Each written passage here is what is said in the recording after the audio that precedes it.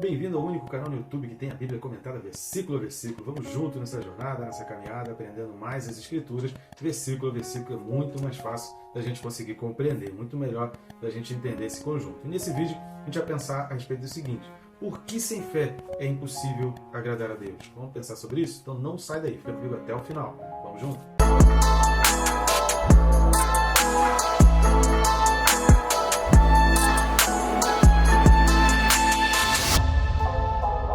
Só não deixe de se inscrever, né? Que está assistindo o vídeo e ainda não está inscrito. É rápido e fácil, não vai tomar o seu tempo, nem vai atrapalhar nem o andamento desse vídeo. Você vai clicar no botão inscrever, pronto, já vai estar inscrito. Eu recomendo também, sugiro clicar no sininho, marcar a opção todas. Por quê? Por dois motivos, né? Primeiro, você vai acompanhando tudo que a gente vai colocando aqui no canal e assim você não perde nada, já que é versículo a versículo, você fica muito tempo sem assistir, você pode se perder e aí depois tem que ficar assistindo vários vídeos de uma vez só para ter a compreensão melhor. E um outro motivo, que daqui você vai aprender a Bíblia de uma forma disciplinada, você vai estar se disciplinando para todos os dias, você está entregando a primícia do seu dia, o melhor do seu dia, a primeira parte do seu dia, você está entregando então ao Senhor ali. Então ajuda muito o sininho para te coordenar com relação a essas coisas. Tá certo? O texto desse vídeo é Hebreus capítulo 11, nós vamos ler os versículos 5 e 6. Hebreus 11, 5 e 6 diz assim: pela fé, Enoque foi trasladado para não ver a morte. Não foi achado, porque Deus o trasladara. Pois antes da sua trasladação, obteve testemunho de haver agradado a Deus. De fato, sem fé é impossível agradar a Deus, porquanto é necessário que aquele que se aproxima de Deus creia que Ele existe e que se torna galardoador dos que o buscam.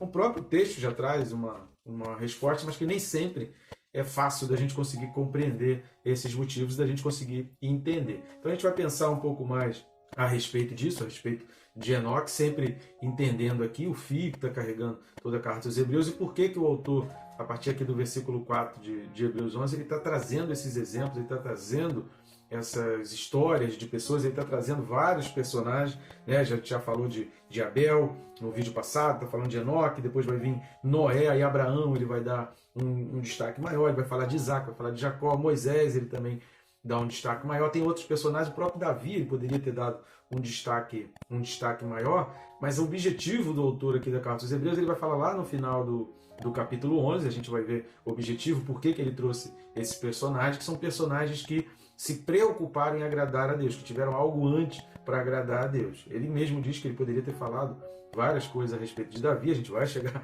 nesse versículo aqui, mas ele está falando que ele destrinchou mais pessoas que se preocuparam em agradar a Deus, que entenderam a importância de viver para agradar a Deus e por isso foram recompensados. E a gente vai ver isso ao longo desse vídeo. Mas antes da gente entrar então a fundo nesses dois versículos e entender a respeito da vida de Enoque, eu preciso da sua ajuda. E eu peço então a sua ajuda. Nosso objetivo aqui no canal é alcançar vidas, é levar a palavra de Deus para mais e mais pessoas.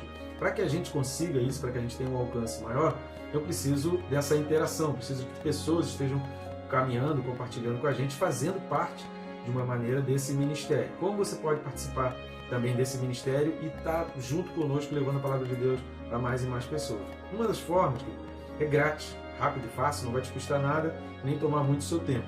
É curtir, comentar e compartilhar. O famoso triplo C. Curtindo e comentando. O próprio YouTube, ele vai fazendo com que apareça as recomendações, ele vai observando que esse vídeo é importante e ele começa a fazer o vídeo aparecer cada vez mais como sugestão ali no YouTube e compartilhando. Você faz esse vídeo chegar a pessoas que jamais receberiam essa recomendação ou essa indicação ali do YouTube.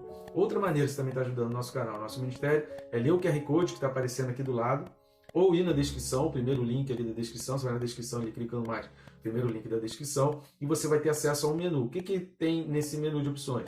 Várias formas de adquirir esses livros que estão aparecendo aqui do lado, a capinha deles está aparecendo aqui do lado. Você vai ter o nosso canal na Amazon, no Mercado Livre, na Hotmart, vai poder comprar em formato de papel, em formato digital.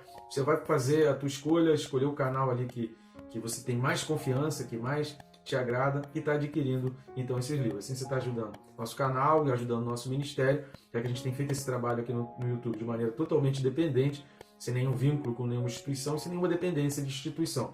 A minha instituição é você, querido. Nós juntos vamos levar a palavra de Deus por toda a terra e alcançando toda criatura, tá certo? Então vamos lá. A primeira coisa que a gente precisa observar, então, já que o texto está falando de Enoque, eu não vou entrar nessa questão do pela fé, porque isso vai ser repetido ao longo do capítulo 11 de Hebreus aqui. E aí, se você quer entender essa expressão pela fé, assista. Se você não assistiu o vídeo correspondente a Hebreus 11:1. Então vai lá e dá uma olhada em Hebreus 11:1 para você entender o que significa essa expressão pela fé, o que significa essa fé. Vamos então à história de Enoque, que está registrada onde? Gênesis capítulo 5, do 18 ao 24. Então Gênesis 5, do 18 ao 24, fala assim: Jared viveu 162 anos e gerou Enoque. Depois que gerou Enoque, viveu Jared 800 anos e teve filhos e filhas. Todos os dias de Jared foram 962 anos e morreu. Enoque viveu 65 anos e gerou a Metusalém. Andou Enoque com Deus, e depois que gerou a Metusalém, viveu 300 anos e teve filhos e filhas. Todos os dias de Enoque foram 365 anos. Andou Enoque com Deus e já não era, porque Deus o tomou para si. Então, só a respeito de Enoque, a Bíblia fala 2 vezes a expressão andou com Deus. Essa expressão andar com Deus, ela só vai aparecer na Bíblia 4 vezes. 2 referentes a Enoque, nesse texto que a gente leu, né, tanto no versículo 22 quanto no versículo 24, mas são 2 vezes para o mesmo personagem. E ela vai aparecer outras 2 vezes, referindo-se a Noé e referindo-se a Levi. Então vamos ver as 2 vezes em que essa expressão andar com Deus aparece na Bíblia. Primeiro, Gênesis 6, versículo 9. Então, Gênesis 6, versículo 9, fala assim: Eis a história de Noé. Noé era homem justo e íntegro entre os seus contemporâneos. Noé andava com Deus. Então, Noé é o outro personagem também citado na Bíblia e sobre quem se fala que andou com Deus. Então, além de Enoque, tem Noé e também tem Levi. Vamos lá para Malaquias, capítulo 2, de 4 a 6. Malaquias 2, de 4 a 6, vai falar assim: Então sabereis que eu vos enviei este mandamento, para que a minha aliança continue com Levi, diz o Senhor dos Exércitos. Minha aliança com ele foi de vida e de paz. Ambas lhe dei, ou seja, a vida e a paz. Ambas lhe dei eu para que me temesse. Com efeito, ele me temeu e tremeu por causa do meu nome. A verdadeira instrução esteve na sua boca e a injustiça não se achou nos seus lábios. Andou comigo em paz e em retidão, e da iniquidade apartou a muitos. Então são esses os únicos personagens mencionados na Bíblia a respeito de quem a Bíblia fala que andou com Deus. E esse andar com Deus, ele vai significar mais intimidade do que afazeres. É muito mais questão de companheirismo, parceria, do que de conjunto de coisas que se faz. É muito mais coração do que suor, falando aí filosoficamente. Então, andar com Deus é muito mais coração do que suor, é muito mais sentimento do que cansaço.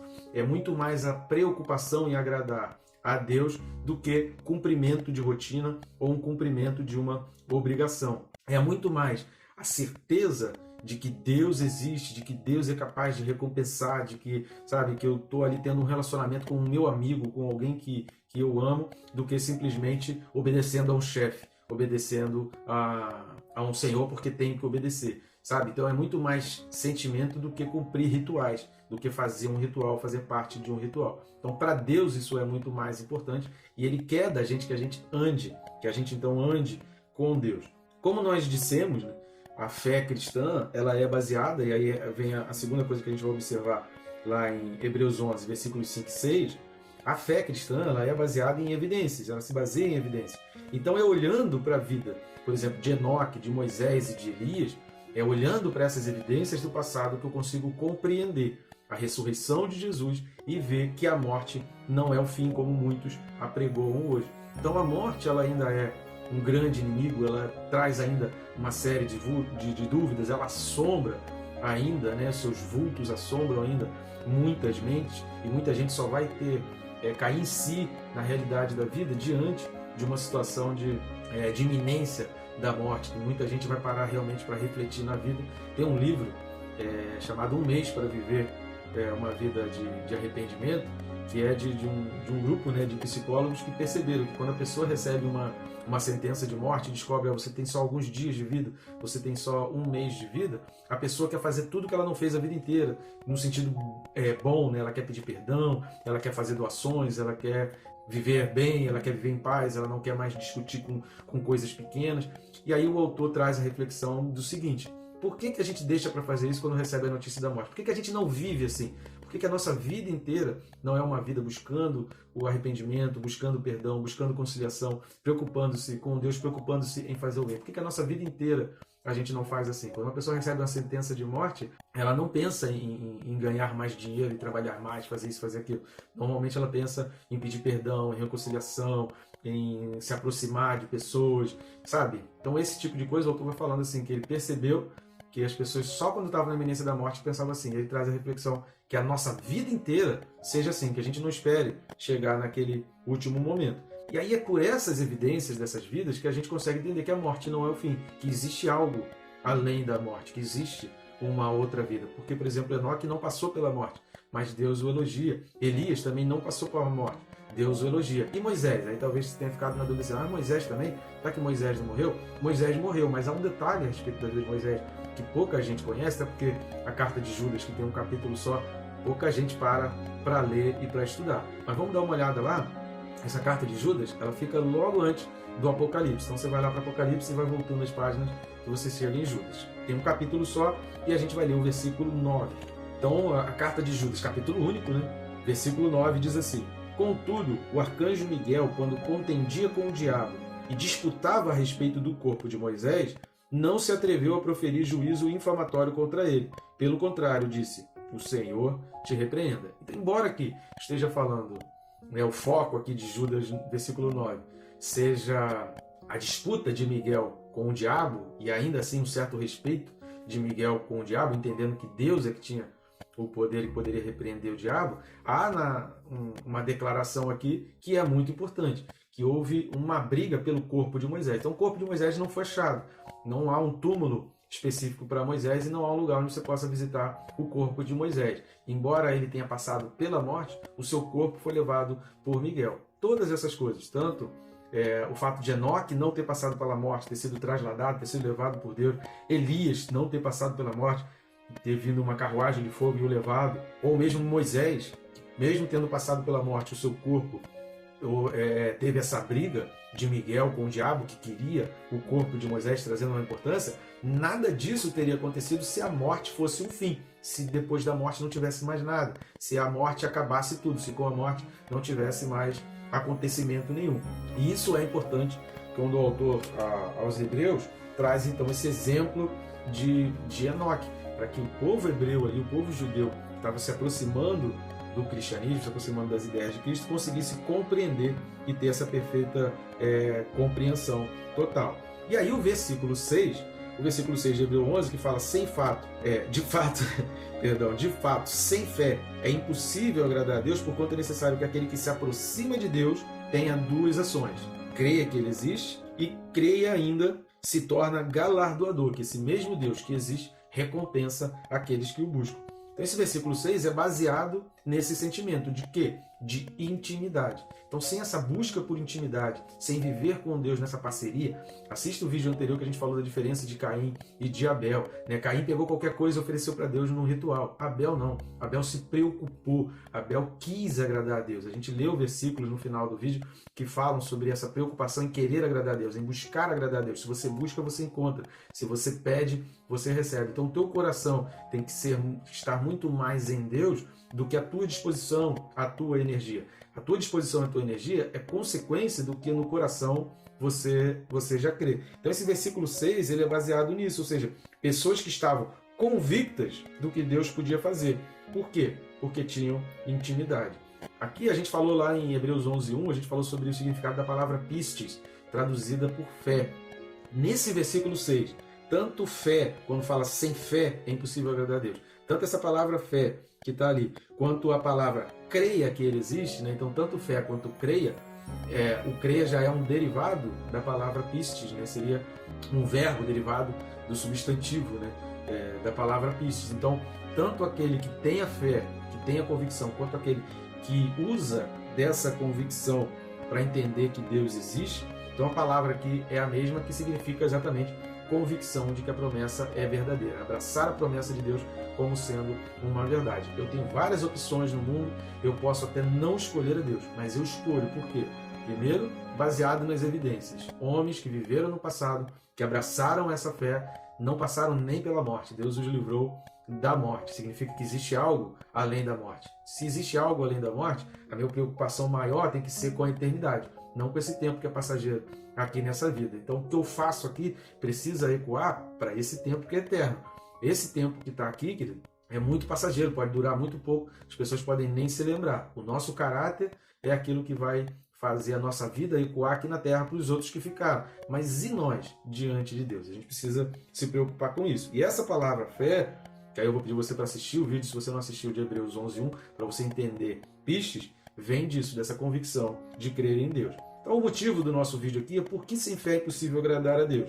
E os dois motivos principais estão aqui no final do versículo 6. Primeiro, estar convicto de que esse Deus existe. Então a gente precisa entender, existe um Deus.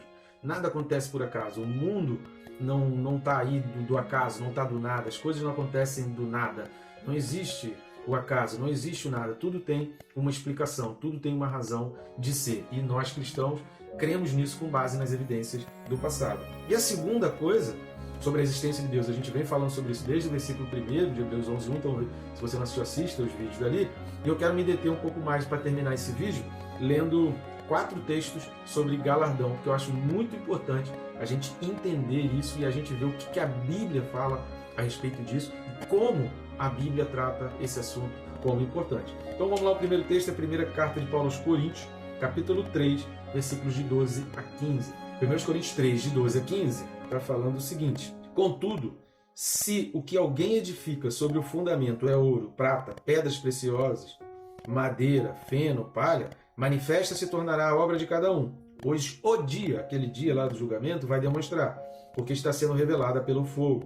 Estará relatado em Apocalipse 15, versículo 2, tanto Apocalipse 4, 6, quanto 15, 2. A gente já tem um vídeo aí, os vídeos, né? Se você quiser, você vai lá, procura aí na nossa playlist e dá uma olhada em Apocalipse 4, 6 e Apocalipse 15, 2. Qual seja a obra de cada um, o fogo o provará. Se permanecer a obra de alguém que sobre o fundamento edificou, esse receberá galardão. Se a obra de alguém se queimar, sofrerá ele dano, mas esse mesmo será salvo, todavia, como que através do fogo. Nosso objetivo não é estudar a carta aos Coríntios, mas a gente é entender que até as obras que a gente faz vai ser provada. E o que vai dar eternidade à obra é o nosso coração, é a maneira pela qual, é a nossa motivação, é o que está no nosso sentimento, quais os sentimentos que permeiam aquelas nossas ações e que nos fazem fazer o que fazemos. Vamos dar uma lida também em Mateus 5, 11 e 12. Mateus 5, 11 e 12, que é o final das bem-aventuranças. Bem-aventurados sois quando por minha causa vos injuriarem e vos perseguirem, e mentindo disserem todo mal contra vós. Regozijai-vos e exultai, porque é grande o vosso galardão nos céus, pois assim perseguiram os profetas que viveram antes de vós.